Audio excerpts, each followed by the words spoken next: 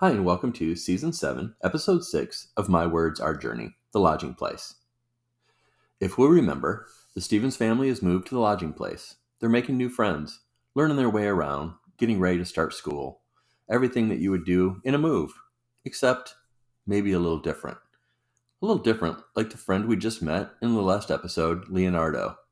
So today we'll join him in Chapter 24 and see where the journey takes the Stevens family this week. Thank you for listening. I'm Monty, your host. Enjoy the episode. For the children, the following week flew by. The learning place kept them busy during the day, and homework, chores, and new hobbies kept them even busier in the afternoons. Amber had joined the mixed juniors soccer team, young women's book club, and a pilot program for the youth interested in working at the stables. Tyler had surprised his family by joining the Intergalactic Games, a club that met once a week to review movies to consider for the theater, and an after-school program designed for future greeters. Overall, Stacy and Trent were thrilled with the decisions their children were making. The children weren't the only ones filling the waking hours of their lives. Stacy had been asked to help with many functions at the church. Mostly, it would involve menu and activity planning, and evening meetings. She had also accepted an invitation to be on the Learning Place's Higher Board of Education, which met once a month at a local eatery to discuss future plans. As the Stephen clan jumped with their feet first, Trent was also busy. There was little during his day that involved the day-to-day operations of the lodge. As instructed, his time was spent preparing for the wedding of all weddings. He had made two moves that were not popular with the staff, and he understood why. First, it didn't take long for Trent to realize that William's friend Wanda had been underutilized at the reception desk. While she was good at what she did, there were others in the department that could pick up the slack. So Trent had given her the position of lead wedding planner, a position others clearly thought they should have deserved. Secondly, there was a young man in the maintenance department that had made an impression on him early on. The guy had a get-it-done attitude that filled a room when he was in it. Just the kind of mindset Trent needed around him. So, he promoted the 19-year-old Wes Brown to lead coordinator. This not only bothered several of his coworkers, it seemed to disturb William as well. Trent sensed his right-hand man did not like the idea of Wanda and Wes spending so much time together. Unfortunately, Trent wasn't in a position to worry about feelings or the appearance of fairness. He had meant what he had said in his statement to the staff about promotions. The lodging place had been brief, and he understood that most, if not all, within the small community were worthy of greater responsibility and authority. He was not afforded the time, however, to evaluate each person on their merit. Therefore, he'd have to make decisions based on what he could see in the short time he had to ensure a successful showing by the lodge, its staff, and giving the bride, groom, and the families their special day they deserved. He truly hoped those that felt slighted would understand it was nothing personal, and he trusted that as a team, they'd be able to complete the remarkable task they were given. So far, the two that he had given the most responsibility had not disappointed. Trent needed good people around him, and he had that.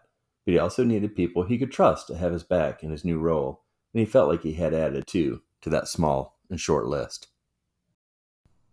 Chapter 25. A New Game in Town. Tyler had a nervous energy like nothing he'd ever felt before. He was at his first intergalactic games practice. The general concepts had been explained to him by some of the other boys, but now, as he sat waiting for the instructors, he felt the urge to run through the large wooden doors and back to the safety of his bedroom. Being the only new kid would have been bad. Being the smallest of three new kids somehow was worse. Reminding himself this was his chance to start over, to become the person he wanted to be, not the person he was. Determined to recreate Tyler Stevens, he was stepping out of his comfort zone, trying new things, and taking chances. Right now, however, he just wanted to run. The figure was tall and commanding, and moved with grace of an athlete, or maybe even a dancer. As he watched closer, Tyler recognized the man from many of the photos he had studied around the learning center. Now he sported a close-cut beard, and his hair was much shorter, but Tyler knew him from the piercing blue eyes and the silver cross earring. This was Scotty Reynolds, the star of the games.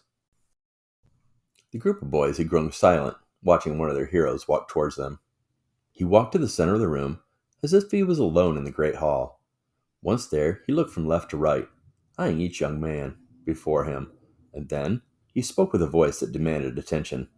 "I need a volunteer, please." Before Tyler could even consider what the task would be, he raised his right hand and took one large step forward from the group. Excellent, young man. Please join me here at the center and tell us your name. Tyler spoke in the strongest voice he could muster, told the group his name, and made sure they knew this was his first time at the learning place, and this was his first practice. Tyler, thank you for volunteering so eagerly. I hope when you hear what we're about to do, you'll not regret your decision. Group, please take a seat on the bleachers. Tyler and I will be battling two members of the Vendorian clan today, and we may need the whole floor to defeat them. Tyler listened intently as he explained what was about to take place. For those that knew the game, they listened because one of their idols was speaking. For the rest, they couldn't wait to hear what was about to happen. Scotty explained the program was the most advanced in the world. He and his volunteer would be thrown into another world where they would do battle. It could be set up any way the programmer desired. Today, he explained, they'd be battling on the distant planet against two of the greatest warriors known throughout the galaxies.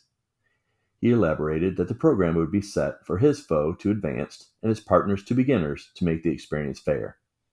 Turning to Tyler, he smiled and said, take a deep breath, think outside the box, and enjoy the experience. And with that, the room fell to complete darkness. Chapter 26. Battle. Darkness only lasted a few seconds. Then, out of nowhere, appeared three moons, casting shadows across rocky terrain, high cliffs, and atop a ridge to the far side of the room that had seemed to grown by three sizes, stood two looming figures. A deathly scream followed by a howling noise that could wake the dead caused Tyler to take 2 steps towards Scotty. The sword you now hold will be yours throughout the future battles. You must become one with the sword if you want to become a warrior. We have battle for exactly 10 minutes. Do your best, and I'll be proud of you. Tyler watched Scotty's face turn from comforting to battle ready in an instant. They will be upon us. Take your battle stance, Scotty commanded. My battle stance? I don't have a battle stance, Tyler thought, as the two figures appeared directly in front of them. The weapon in Tyler's right hand suddenly felt lighter somehow. It urged him to go to battle. Without warning, the battle cry of the younger warrior was simultaneous with his attack. With sword raised, the figure attacked fast and with power. Tyler was surprised when his sword met the approaching attacker with a swift and powerful response. The weapon and its power coursed through his veins, causing his movements to be in sync, and his mind to be alert and ready for the movements of his opponent. The only light was supplied by the 3 distant moons, and as the duo moved in battle, shadows and moments of darkness made it hard for Tyler to see. His footing was sure, and his sword steady, as he backed across a rock formation, matching strike for strike with the fierce-looking creature that appeared to want to take his head off. He had no idea how long he'd been dueling, but he knew it had been a while. He hadn't seen Scotty and his foe. There was no time to scan his surroundings for his partner, however. His focus could not be taken away from his current situation. The young warrior in front of him was a relentless attacker, giving Tyler not a moment to veer off of his current task. As he tried to control his breathing while matching strikes, he heard Scotty shout off in the distance, "Beware of the 2 Mercillian raptors, not too far from your current position." Mercillian raptors, Tyler thought. Think outside the box. He could not read the being across from him. All he knew was he was growing more tired by the second, and unless time was about to run out, he wouldn't make it. Think outside the box. A crazy thought crossed his mind. Not being familiar with the rules of the game caused him hesitation, but quickly he decided he just wanted the game over. With one goal in mind, Tyler turned and sprinted across 3 rocks. The gesture must have caused his adversary to pause for the briefest of moments, just enough time for Tyler to try and pull off his stunt. The creatures were just as surprised as he moved in close and began to rub the underside of the 5th foot of one of the Mercillian raptors. He had no clue if it would work, but rubbed up until the last second. Then he raised to his feet, sword held high, and began to fight. He waited a few moments before he screamed, "Mercillian raptor, attack!"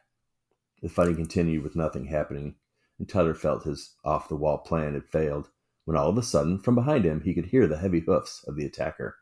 When he felt the moment was right, he shifted to the right, and watched as the beast leapt for the neck of the Viridian.